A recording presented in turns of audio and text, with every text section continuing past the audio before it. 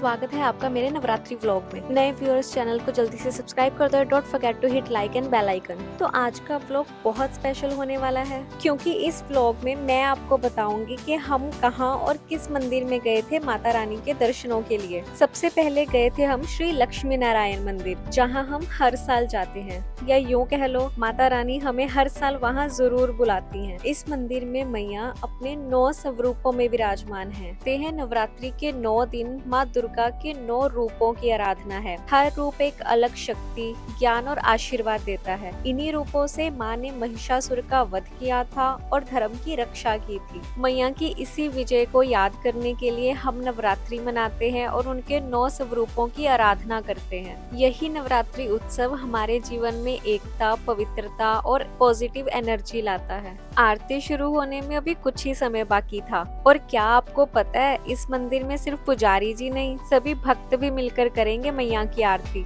और ये दिए और थालियां मंदिर में ही सजाई जाती हैं भक्तों के लिए। लक्ष्मी नारायण जी की आरती के बाद अब समय था मैया की आरती का, तो हमने ली अपनी अपनी दिए की थाली और की मैया की आरती शुरू।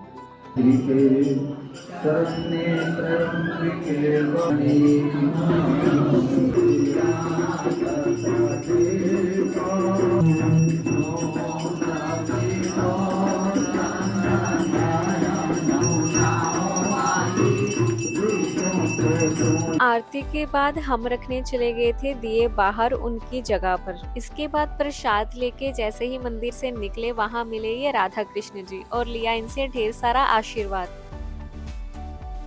अब हमने दर्शन किए थे कालीबाड़ी की माँ दुर्गा, जो कि महिषासुर मर्दनी स्वरूप में थी। महिषासुर एक असुर था जिसका आधा शरीर एक भैंसे का और आधा शरीर मनुष्य का था, जिसने ब्रह्मा जी की तपस्या करके ना किसी पुरुष ना किसी देवता से उसका वध होने का वरदान पाया था। जब सभी देवता महिषासुर से हारने लगे तो भगवान विष्णु, भगवान शिव और ब्रह्मा जी ने अपनी शक्ति को एक साथ मिलाया और हुआ माँ दुर्गा का जन्म। कहते हैं माँ दुर्गा ने 9 दिनों तक महिषासुर से युद्ध किया था।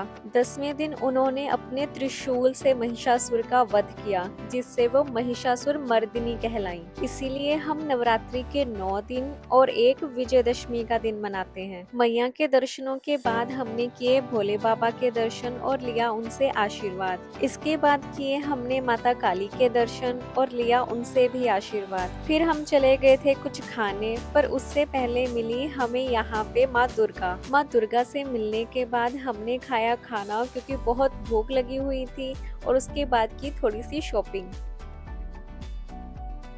अब हम गए थे माता मनसा देवी के दर्शनों के लिए। माता मनसा देवी से मेरा रिश्ता कुछ गहरा है, क्योंकि मेरे मायके वालों की तरफ से ये मेरी कुल देवी हैं। तो जब भी मैं इनके पास जाती हूँ, मुझे लगता है मैं अपने मायके अपनी माँ के पास आ गई हूँ। मैया को नाग देवता वासुकी की बहन माना जाता है, क्योंकि मैया आपकी सांप के डसने से रक्षा करती हैं। और क्योंकि मैया को भगवान शिव की मानस पुत्री माना जाता है, इसीलिए उनका नाम माता मनसा है। हम रात को गए थे, जिस कारण हमें दिन के मुकाबले रात में थोड़ा रश मिला था, और मैनेजमेंट अच्छी होने के चलते हमें मैया के दर्शन बहुत जल्दी हो गए थे। मंदिर का ऐसा कोई भी कोना नहीं था जिसको सजाया ना गया हो। यहाँ दिखा हमें शिव पार्वती का फूलों से बनाया एक अनोखा स्वरूप। उसके बाद हम चल दिए थे आगे पटियाले वाली मैया के दर्शन करने, और यहाँ पे भी मंदिर बहुत खूब और सुंदर सजाया हुआ था। इस मंदिर का निर्माण पटियाला के महाराजा करम सिंह ने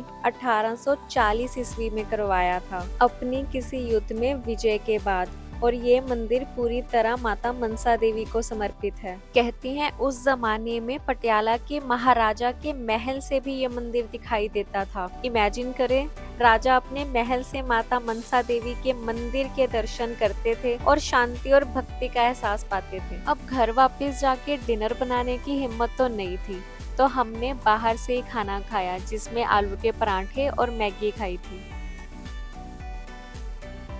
आज देखा ट्राई सिटी का सबसे बड़ा रावण, पर उससे पहले देखी ये दुकानें जो बचपन याद दिला के इमोशनल कर देती हैं। कितना रोया और जिद किया करते थे हम इन खिलौनों के लिए। दशहरा क्यों मनाया जाता है? मेरे ख्याल से तो ये हर एक बच्चे को भी पता होगा। तो यहाँ पे रावण, कुंभकर्ण और मेघनाथ के पुतले रेडी थे। यहाँ रावण को लेटा देख ये भाई साहब उनके ऊपर बैठ के आराम फरमा रहे थे। तो इन रावण के पुतलों को देखने के बाद हमने किया थोड़ा नाश्ता बेला विस्ता में और चले गए घर। रास्ते में सड़क पे मिला एक छोटा सा कछुआ, जिसे इस भाई साहब ने उठा के वापस पानी में भेज दिया था।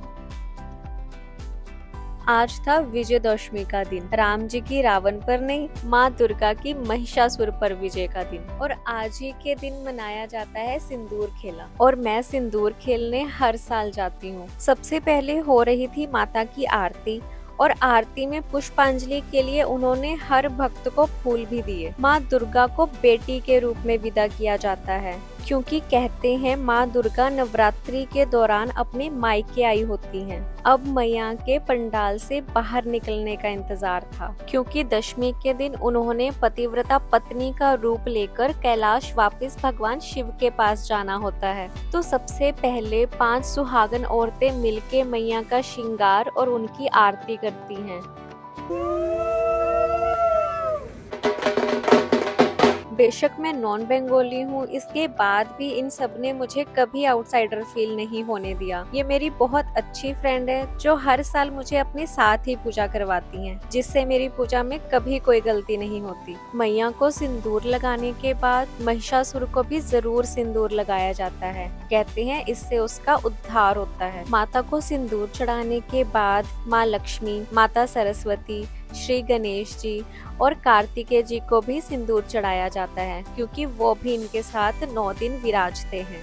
इसके बाद सिंदूर खेला शुरू हो गया था। कहते हैं जब औरतें एक दूसरे को सिंदूर लगाती हैं, तब वो एक दूसरे के लिए प्यार और सुहाग की रक्षा की प्रार्थना करती हैं। लाल रंग सिर्फ सिंदूर का नहीं, बल्कि शक्ति, सुख और सौभाग्य का भी प्रतीक होता है। ये रस्म हमेशा याद दिलाती है कि माँ सिर्फ माँ नहीं, बल्कि हमारी बेटी और माँ दोनों हैं। यहाँ जो मेरे साथ हैं वो थी मेरी मम्मा की फ्रेंड। इन्होंने भी मुझे बहुत कुछ सिखाया था पूजा के बारे में, और इन्होंने ही हमारी पुष्पांजलि भी करवाई थी। सच में ये सिंदूर तो श्रृंगार को और भी बढ़ा देता है। और ये वीडियो थी मेरे पहले सिंदूर खेले की, और पहले सिंदूर खेले में सबसे पहले इंटरव्यू हुआ था मेरा ही, बट मैया के साथ इतना प्यार था कि वो बहुत अच्छा गया। उम्मीद करती हूँ आपको व्लॉग पसंद आया। राधे राधे।